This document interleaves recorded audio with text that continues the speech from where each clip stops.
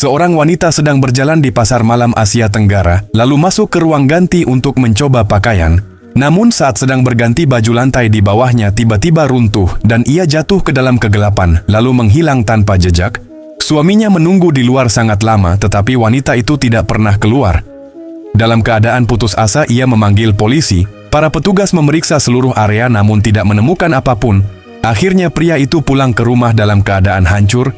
Bertahun-tahun kemudian ia kembali ke Asia Tenggara untuk perjalanan bisnis dan melihat sesuatu di sebuah klub malam aneh yang tidak pernah bisa ia lupakan. Kisah itu dimulai ketika Ray membawa istrinya Mari berlibur ke sebuah pulau tropis di Asia Tenggara. Tetapi beberapa hari kemudian ia melapor ke polisi lokal bahwa istrinya menghilang. Sayangnya petugas yang menerima laporan terlihat tidak peduli dan mulai kehilangan kesabaran.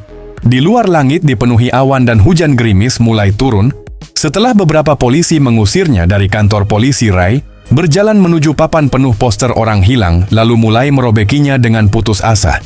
Seolah dengan begitu ia bisa meluapkan rasa sakit di dalam dirinya. Namun setelah emosinya reda, ia merasa sangat tidak berdaya.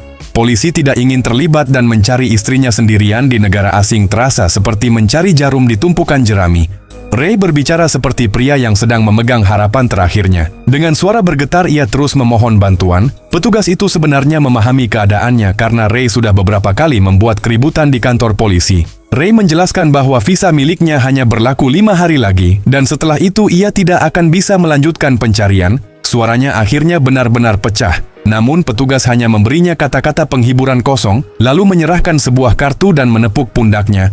Kembali ke hotel, Ray menjatuhkan tubuhnya ke sofa dengan sangat lelah. Ia hanya ingin menenangkan pikirannya dengan alkohol. Tiba-tiba otot di wajahnya mulai bergerak tanpa sadar. Ia tahu itu tanda serangan lain akan datang. Dengan cepat ia mengambil botol obat lalu menelan 2 pil dan perlahan mulai tenang. Setelah itu ia mengambil sebuah foto di dekatnya dan menatapnya lama. Di dalam foto istrinya tersenyum di tepi laut. Meskipun Mari sudah hilang selama 1 bulan ketika melihat foto itu. Ray merasa semuanya baru terjadi kemarin. Perlahan alkohol mulai bekerja, dan foto itu terlepas dari tangannya, lalu jatuh ke lantai. Cahaya matahari menyinari wajahnya, dan Ray membuka mata perlahan. Ia menoleh dan melihat istrinya berjalan di tepi pantai sambil tersenyum. Seketika itu juga ia mengangkat kameranya untuk menangkap momen tersebut.